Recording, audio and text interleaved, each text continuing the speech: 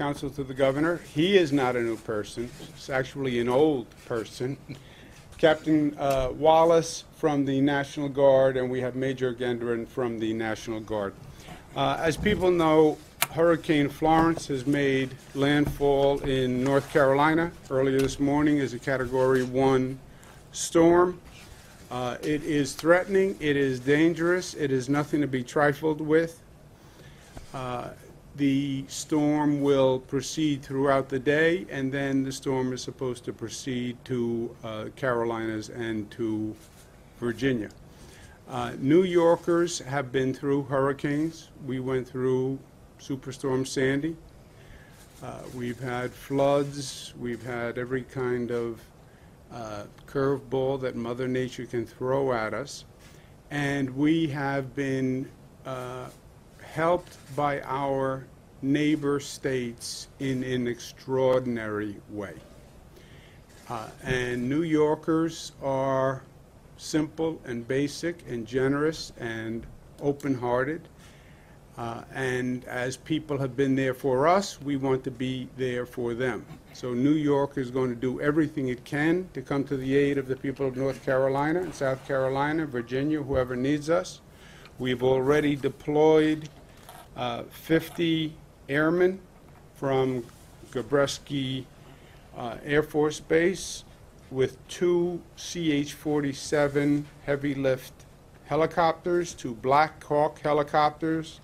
We're sending down 2 specially equipped medevac helicopters to do rescues.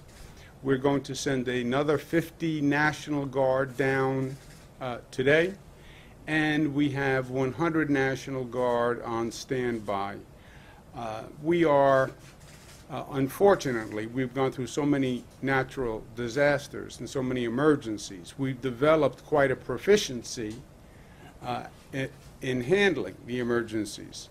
And we have equipment, and we have trucks, and we have generators, and we're only several hours away from the Carolinas, so we could be extraordinarily helpful if they need it. I spoke with people in the governor's office today, and they are obviously in the middle of the storm. I know what that's like, so they're busy.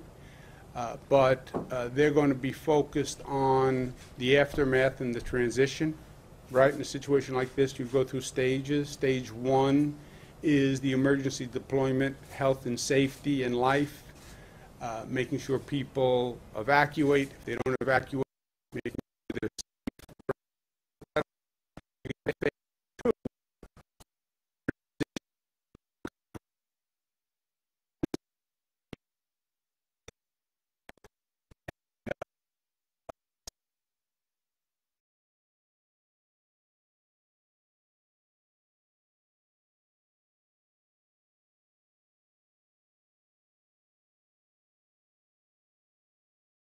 The resources, but whatever they call for, we will be there.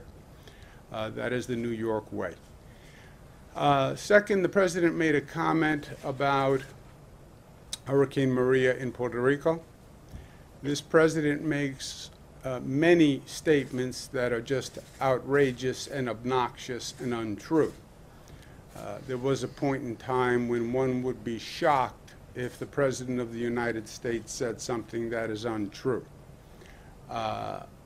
No more. Now, if the president says something that is untrue, it means it's either Monday, Tuesday, Wednesday, Thursday, Friday, Saturday, or Sunday. That is the only relevance, because it's a daily occurrence for this president. For him to say that the federal effort in Puerto Rico was a success is a separation from reality that is actually frightening. What the federal government did after Hurricane Maria is basically abandon the people of Puerto Rico. And I believe there was a discriminatory impact to that. I can't prove it, but I think the people of Puerto Rico have a different skin color and they speak a different language, and this federal government treated them as second-class citizens. because they are citizens of the United States of America. New York did what New York does. We stepped in, we stepped up, and in many ways we filled the void that the federal government should have filled.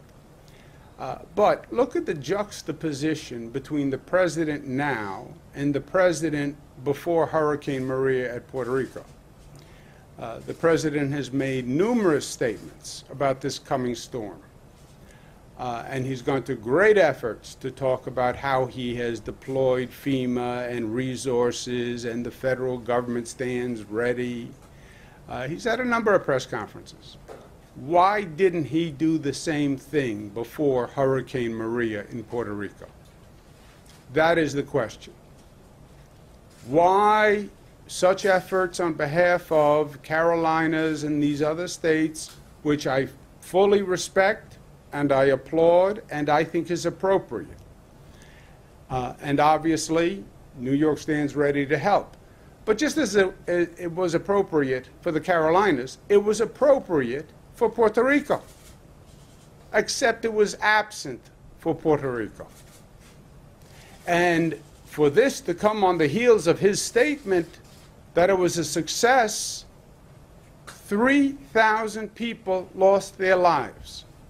And he calls it a success.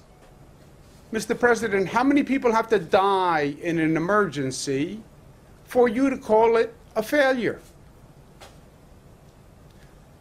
So it is disturbing, it is outrageous, and by the way, the people of Puerto Rico are still recovering from the hurricane and the aftermath.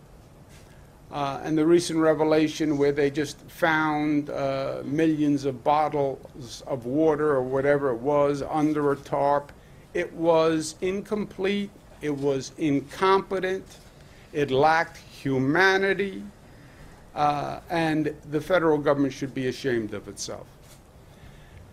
But that's where we are with this situation. Let's talk about our efforts to help the Carolinas and any questions on that, and then we'll take off-topic questions for myself or any of my colleagues. Governor, is there still an executive order in place limiting state travel to North Carolina? Alfonso? Yes. Short answer is yes. The governor issued an executive order that bars state-sponsored travel to North Carolina, except where resources are being provided to help health or safety in emergencies. That's why you have to read the whole executive order.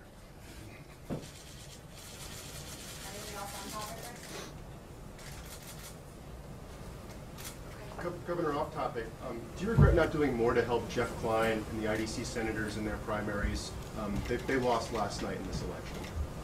You know, I have no regrets whatsoever about the election last night. I think it was an outstanding victory for the Democratic Party. I haven't analyzed all of the results, but I believe it was a record turnout. I believe it was one of the highest turnouts in history.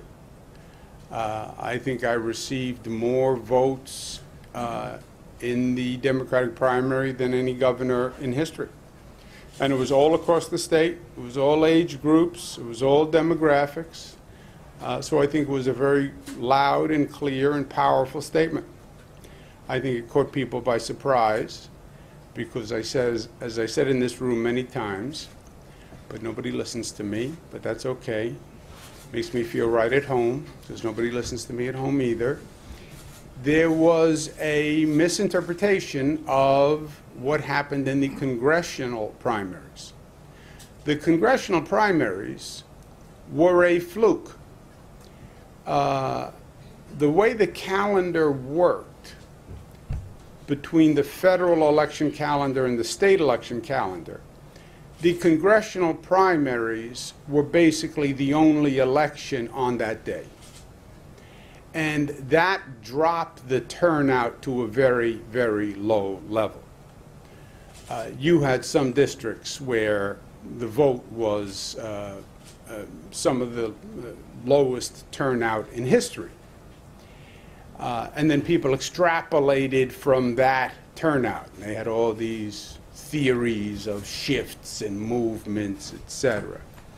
Especially Andrew Sif had many theories. Sif theories, they were called. He tweeted them.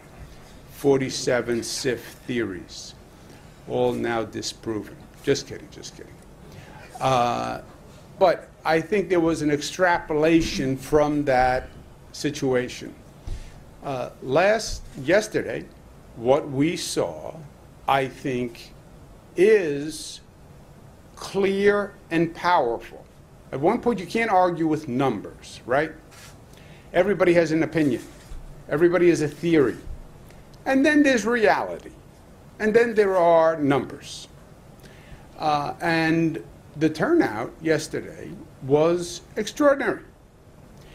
And, you know, chatter and Twitter, progressive Democrats, theories of what it means to be a progressive Democrat. I am a lifelong New Yorker. I am born and bred in Queens. I am from the most progressive tradition in the Democratic Party. My father was a progressive when they called progressives liberals, before they had to give up that word and change the word for political credibility. A progressive Democrat, a Democrat in New York State, these are not ivory tower academics. These are not pontificators. These are not people who live in the abstract or the theoretical. New York Democrats, these are hard-working men and women. They're middle class, they're working families, they have real problems, and they need real help in life. And they don't need theoretical or abstract solutions. They need real solutions in their life. And you know what we have done in New York? We have provided real solutions in their lives. Actual results for people. We made a difference in people's lives. And they know that. New Yorkers are smart. They're smarter than many people give them credit for. They're smart. New York State is the progressive capital of the United States of America. New York State is the progressive capital of the United States of America. That is a fact. And it's not a fact to debate. It's a fact that they knew in their lives. Why? First state to pass $15 minimum wage. That is not an academic concept. They opened the envelope and they looked at their check and they saw that their check went up. That's how they know $15 minimum wage meant something to them. Best paid family leave program in the United States of America. That's not an academic concept. That meant they had 12 weeks to stay at home with their family if they had a child. They had 12 weeks to stay with a family member who was sick. That is real life for people. First big state to pass marriage equality. That's not an academic concept. That means members of the LGBTQ community who loved each other could get married, like members of the heterosexual community. That means people got to attend marriages for their brothers and their sisters and their cousins who happened to be members of the LGBTQ community. This was real life. So they knew it, and they understand it. And that's what they responded to. We have provided real life solutions. Real life progressive solutions. You cannot have the word progressive without the word progress. It doesn't work. And we provided and achieved progress. And that's the message of last night to me. People want help. They are afraid. They're afraid of their future. They're afraid of their retirement. They're afraid of their employment. They're under siege. They want progressive results.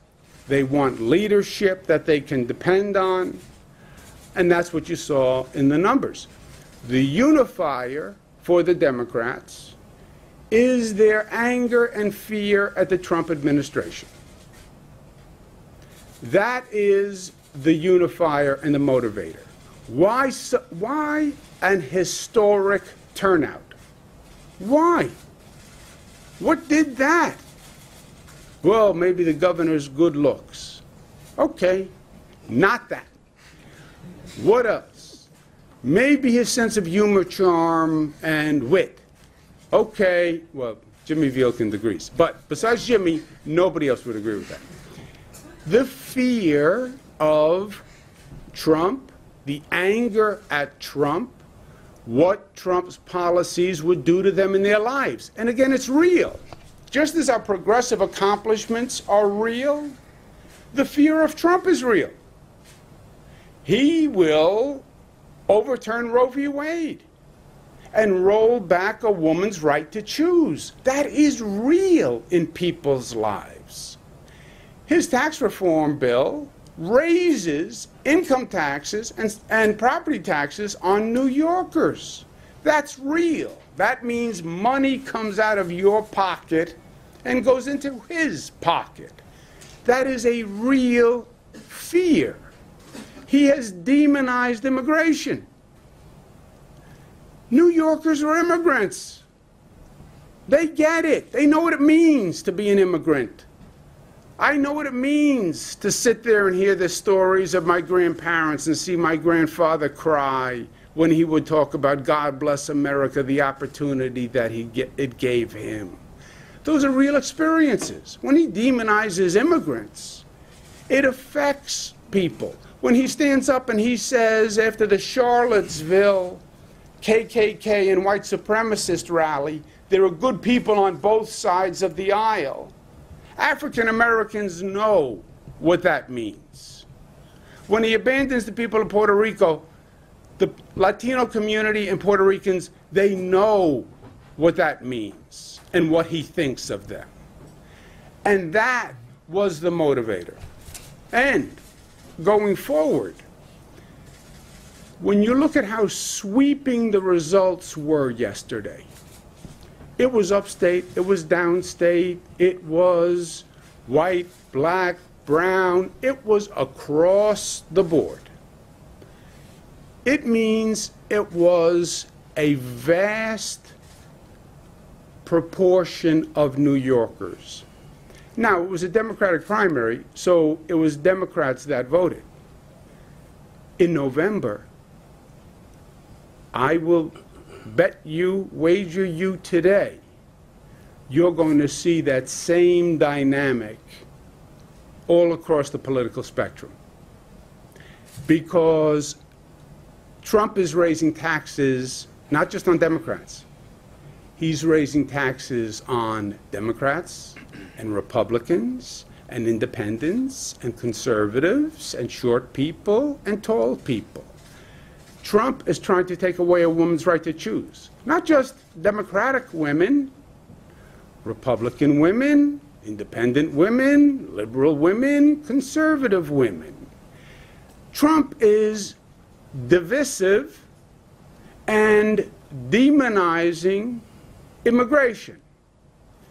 That affects Democrats and Republicans. All of these issues, all of these affronts, all of these Trump attacks are not limited to Democrats. It is all New Yorkers. And there's a commonality among New Yorkers that is transcendent to political party. To be a New Yorker is a culture. It's a set of values. It's a belief. And that commonality is more powerful than the political label. And his policies are an affront to all New Yorkers. Democratic, Republican, all across the board. And that's what November is going to be about. So, Governor, do you think Cynthia Nixon pushed you towards this progressive enlightenment? Well, we passed marriage equality 6 years ago? Almost 7. 7. 7. Oh, I'm getting old. We passed marriage equality. I don't think Ms. Nixon was in the race at that time. Paid family leave, $15, all these things predated this year. So no, not at all.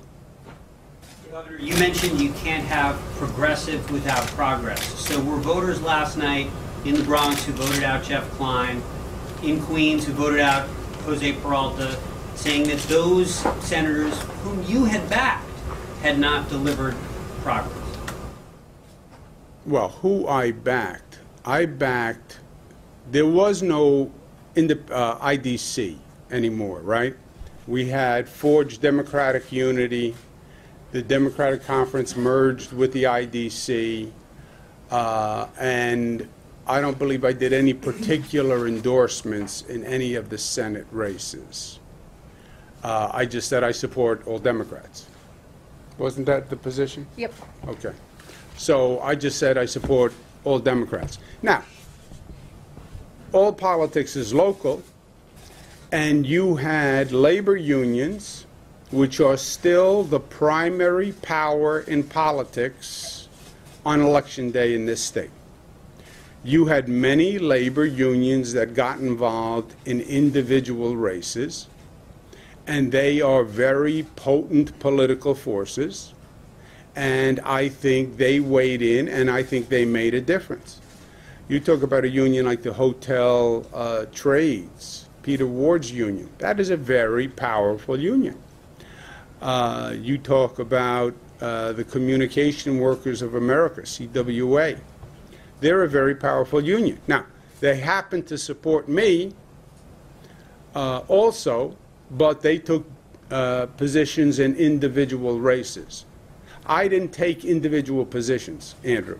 I just supported all Democrats. We did, however, on our statewide ticket mates with both Kathy and Tish, who also were successful last night and came through with big resounding victories. Yeah, Governor, should Larry Schwartz remain on the MTA board? Will you keep him on the MTA board after signing off on that slimy mailer?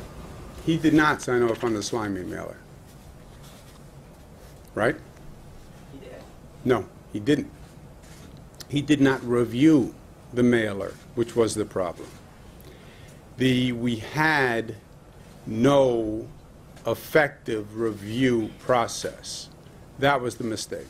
So It was- put out a statement saying he only looked at the positive parts of the mailer. Now you're saying he looked at no parts of the mailer? No, he looked at the positive He part looked of at the mail. positive parts, but you said he reviewed the slimy mailer. Yeah. That is not true. He reviewed part of the mailer, which was not slimy, right? If he saw the negative part of it, he would have never approved it. That was the problem. We did not have a comprehensive review process for the mailings. The party changed that. It was a mistake. It was an error. The party changed that. Now the executive director and the legal counsel will thoroughly review every mailing. Last one, guys. Governor, can you talk a little bit about what you said earlier, the misinterpretation of congressional results? I think a lot of people saw Alexandria Ocasio-Cortez's victory and sort of gone forward from there. You called these congressional races a fluke as a result of low turnout. It's interesting. Can you just extrapolate a little bit more about what you mean, and particularly about the Ocasio effect that I think a lot of people have been talking about subsequently? Well, where was that effect yesterday? Where was it? Arguably in the IDC races, but not in the race against you. How can that be? You tell me. But Yeah, I won the Ocasio district by like 36%. How do you explain that? she also hasn't, the races that she's endorsed around the country haven't necessarily all gone her way. A lot of them have gone the other way. Yeah, but how do you explain me winning that district by 36%? I'm not a socialist. I'm not 25 years old. I know I may look it. I'm not a newcomer. I may act it, Is the party as a whole less? but I am progressive. And I delivered progressive results. And this is the most progressive state in the United States of America. And what the people in that district wanted was help. They didn't want a speech. They didn't want a position paper. They didn't want to hear an abstract argument about what it means to be a progressive and who's. They wanted help. You know what they wanted? More money in their paycheck, $15. They wanted to stop being abused by their boss, which was paid family leave. They wanted to go to sleep at night and not have to worry about their child going to college. And how could they afford college? And God forbid they couldn't afford college. And that's what free college tuition said to them. They wanted someone to stand up to Trump and say, go to heck. That's what they wanted. Someone to stand up and say, you're not going to do that in New York. We don't believe that. We don't tolerate it. We don't sanction it. And we're going to call you on it every step of the way. That's what they wanted. That's what it means to be a progressive. What it means to be a progressive is to do progressive things. What has alienated people about government is its lack of ability to do anything. They're tired of government incompetence. They're tired of words and no action. They're tired of a lack of results. That's what they're tired of. And it frightens them because you're talking about their life. That's where I believe Democrats are. That's what I believe Democrats are thinking. And again, I know Democrats in New York because I'm from them. I grew up with them. I worked with them. I know how they feel. And I don't believe it's just Democrats in New York. First, it's Queens, it's Rochester, it's Syracuse, it's all across the state. You look at the numbers, got 83% in the Bronx, right? And I'm not from the Bronx. It's not just New York. I worked in the federal government for 8 years. I worked in every state in the United States of America. I spoke in dozens of state Democratic dinners. I'll bet you if you add them all up. It's always the same. Democrats are not theoretical pontificators. They're middle-class working families who need help in their lives, and they need it now. And they don't need moral support, and they don't need promises that go unfulfilled. They need progress. They need action. And we have provided that for them. And they knew it, and they know it. And that's why they came out to vote. You look at the turnout. Why does somebody who has a real life and a real job and real pressures take the time to go out and vote? You know how real that has to be to them? And again, I haven't gone through all the numbers.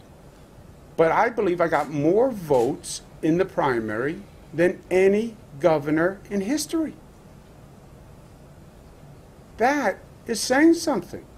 African American community turnout was almost at presidential levels. Think about that.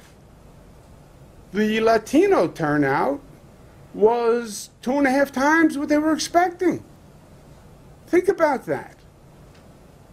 That is the total vote is something like close to 1.4 million, 1.5 million people. It's never happened. That is a revolution. That is a wave. On the numbers, not on some Twitter sphere dialogue where I tweet you, you tweet me, and between the two of us, we think we have a wave.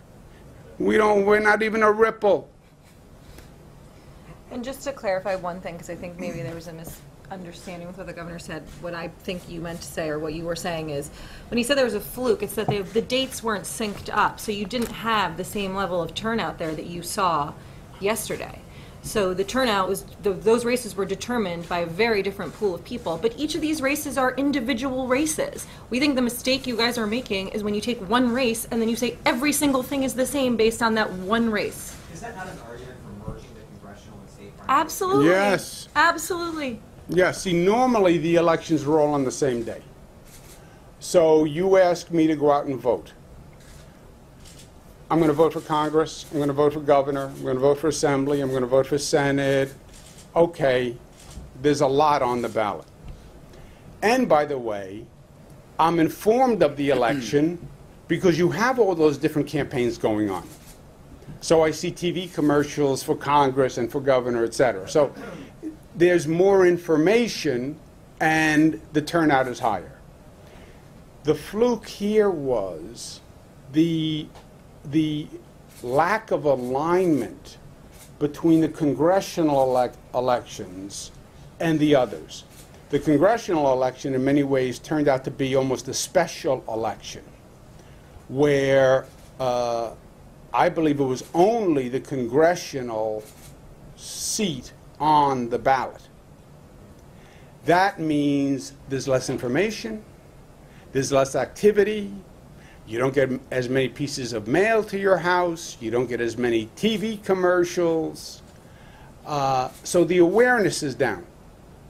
And that's what happened in these congressionals. And you're right. Why shouldn't the elections be aligned? First, it's more cost efficient, it's easier for people, and you would have better turnout, and the more people who turn out, the better. But that's not, sorry, hang on, sorry. One other thing I just want to say quickly. Hang on, one second. That is not a commentary on any of the people who won in those races. We're just talking about the broad dynamics of having the dates being on two separate days.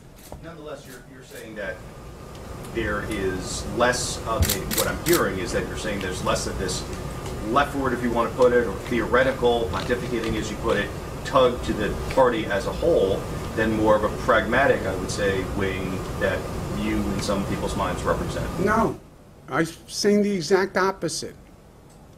You don't understand what it means to be a progressive if you think it is a theoretical exercise. There's no such thing as a theoretical progressive in the Democratic Party. You cannot be a progressive without the word progress. And progress is reality-based. I'm a working family. I'm a middle-class family. I don't need a speech on progressive politics. I need progress in my life that I can see and feel and touch and actually happened. That's what it means to be a progressive. New York is the progressive capital. Why? Because they believe it is, because it made progressive changes in their life, Josh. Their minimum wage went up. Their paid family leave benefits went up. They have free college tuition for their children. They have unprecedented rights against their employer.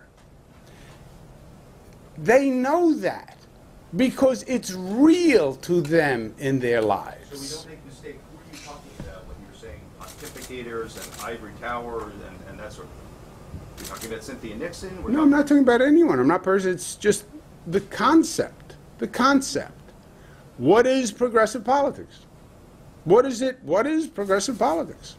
Governor, the people who were elected in those primaries for the Senate against the IDC, they have different values for legislation, and leaders of groups that supported them said to me last night that This means that bills are going to be coming your way like Medicare for all or a single-payer healthcare system, like driver's license for immigrants. So they say that you're no longer controlling the agenda if a Democratic majority takes the state Senate, and if it is a Democratic majority fueled by these 6 candidates, which is 1/5 of the Democratic conference. So what is your response to that? How do you So feel the your legislative theory, landscape I got it. is? So your theory is 1/5 of the conference controls the conference?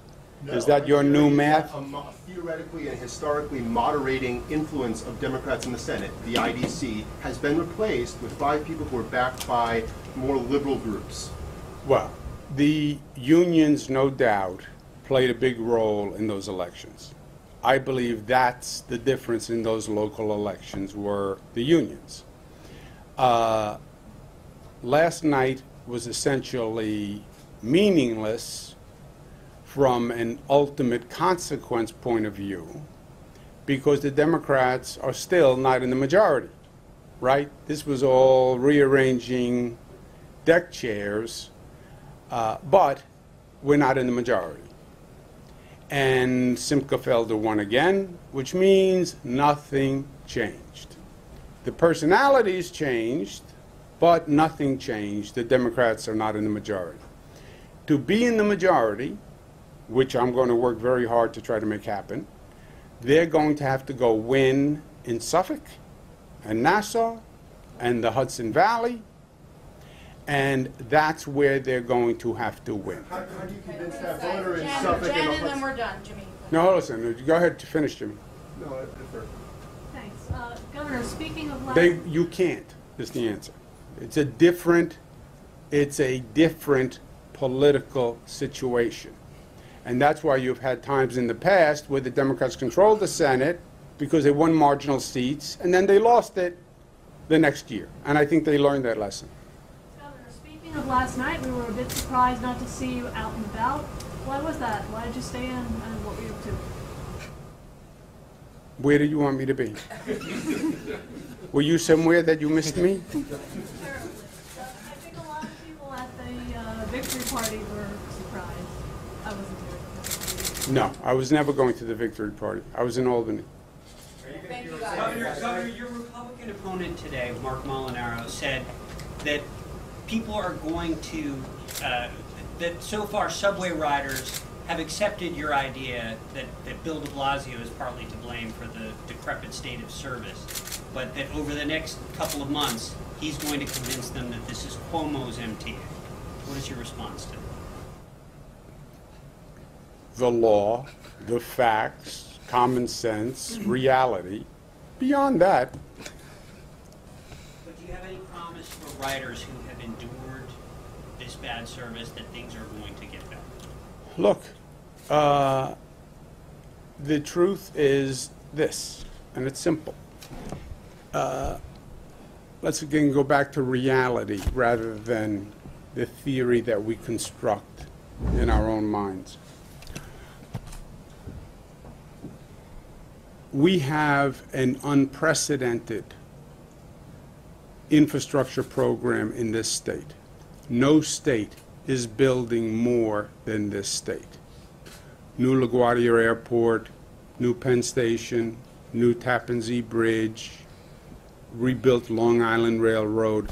People see this with their own eyes, so they know it's real. They drive on the Grand Central Parkway, they see LaGuardia. You drive over the Hudson River, you see the Tappan Zee. You drive by Penn Station, you see the construction. So people know that this state government is very able to build big things well. They know that because that's their experience. What about the MTA? The question on the MTA is the funding. It is the funding. We don't need the city to help build. We don't need the city to help design, etc. We can build. People know we can build because they've seen that we can build. It is a funding question. And they know that. The MTA has been given short shrift for 50 years. And you have 40-year-old subway cars and you have 100-year-old switches and they have to be replaced.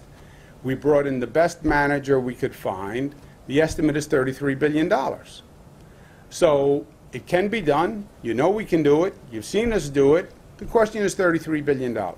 Where does the $33 billion come from? That is the question. Well, where has it come from in the past? From the state and the city.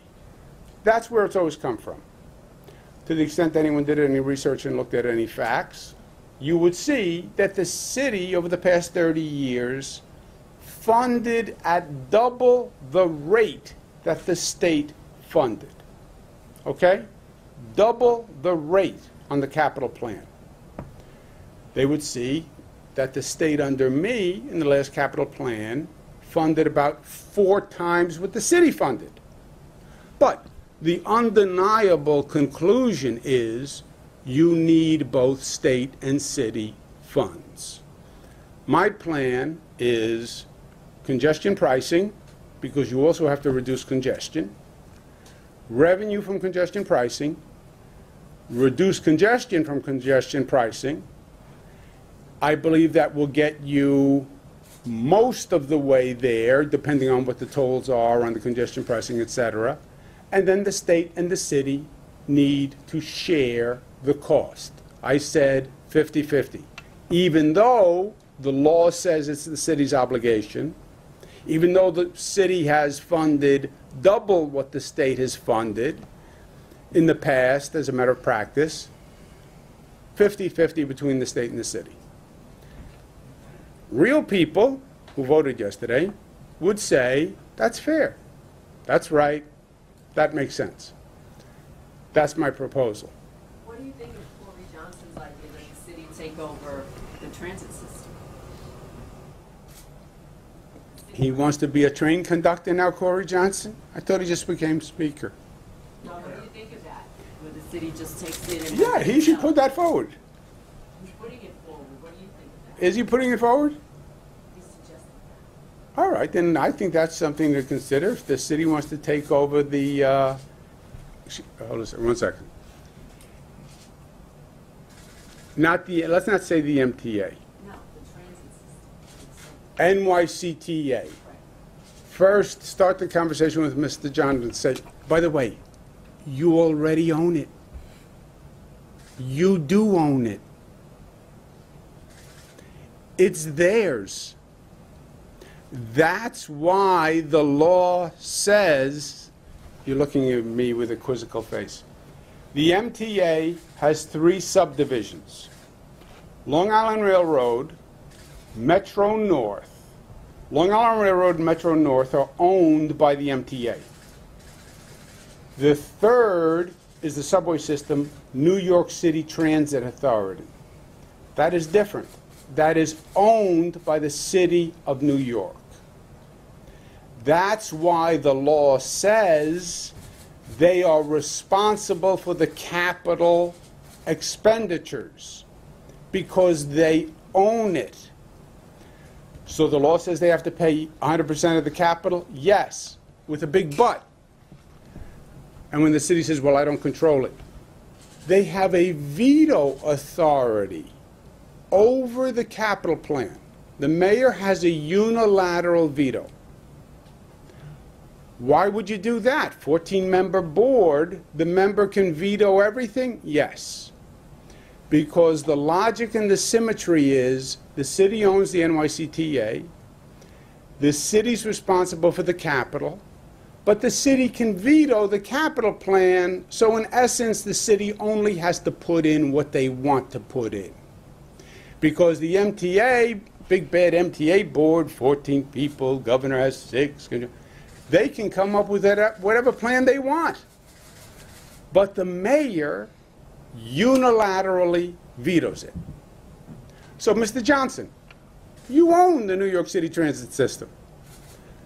You're responsible for the capital, but you can veto whatever the plan is So really, it's whatever you want it to be. So when you say we should take it over, you own it. It's yours. You fund it.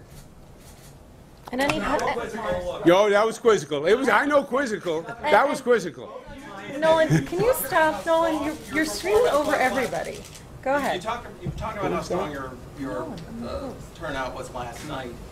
You mentioned very clearly that your progressive agenda contrasts very strongly with the man in the White House right now. Having done so well last night, what guarantees can you give that you still are fully committed to serve out this term now that you're on such strong footing? Did you say that the man in the White House has a progressive agenda? No, I said in contrast to what we are seeing from the Oh, White House. you almost You're gave me a saying heart that attack for a you second. are- No, Because that would have taken progressive to a whole new school of definition. Specifically, that your progressive agenda contrasts sharply with President. 180 degrees. 180 degrees. There's a lot of national politics talk in this presentation. So, 180 degrees. and so how strongly? I'm running for governor of the state of New York. For 4 years. Yes. Unless they change the term. Yes, I'm running for governor of the state of New York. His agenda has a dramatic effect on New York. Again, why did all these people come out to vote? Why didn't they stay home and watch TV? Why didn't they watch the football game? You could lose a woman's right to choose. Your taxes are going to go up. He demonized immigration, which is central to you. There has been discriminatory actions from a president that we haven't seen in decades. He's catering to the rich in a way he's promised he wouldn't. He's abandoned working families. He's abandoned the middle class. That is real life effect and anger and fear and anxiety. And it is repugnant to everything we believe as New Yorkers. Otherwise, you couldn't live here. If you don't accept diversity as a source of strength, if you don't celebrate diversity, you can't live here. You'd never make it. So yes, it's against everything we believe. And New York, he says with New York arrogance, is not just another state. Historically, New York has been the progressive leader. Women's rights, born here. Workers' rights, born here. NAACP, born here. Environmental movement, born here. Mario Cuomo, national voice to stand up against the death penalty, born here. That's who we are. And you have this nation at a point where it's trying to figure out which way to go. And all this disruption and this president polarizing, frightening, demonizing, dividing, building walls. I want walls. Why do you build a wall? You build a wall to separate, to divide. That's the only thing a wall does for you. There's no unity, there's no coalition, there's no consensus that can be achieved with a wall. And that's opposite who we are here, as well as here. And that's why people came out to vote. And my number one job as governor of New York, the way I see it, is to protect the people of New York from terrorism, from hurricanes, from floods, and from attacks from Washington, D.C. And that's what I'm doing.